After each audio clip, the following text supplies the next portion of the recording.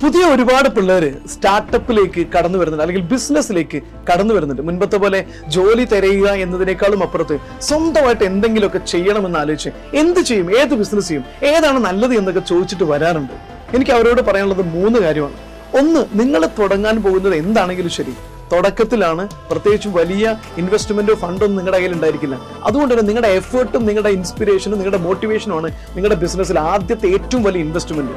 So നിങ്ങൾക്ക് പാഷനുള്ള area ഏതാണോ അത് തിരഞ്ഞെടുക്കുക. ഇതാണ് ഏറ്റവും പ്രധാനപ്പെട്ട ഒരു കാര്യം.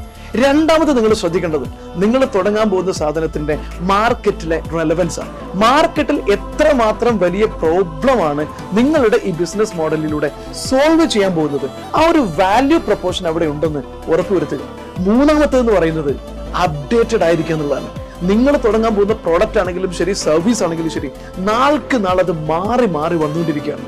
സോ നിങ്ങളുടെ മേഖലയിൽ ഏറ്റവും അപ്ഡേറ്റഡ് ആയിട്ടുള്ള നോളജും അതിന്റെ ഏറ്റവും അപ്ഡേറ്റഡ് ആയിട്ടുള്ള സാധനത്തെയും ഇംപ്ലിമെന്റ് ചെയ്യാനും മാർക്കറ്റിൽ പരിചയപ്പെടുത്താനും കഴിയുക. ഈ 3 സംഗതികൾ ഉണ്ടെങ്കിൽ നിങ്ങൾക്കൊരു ബിസിനസ് തുടങ്ങാൻ ഇത് മതി.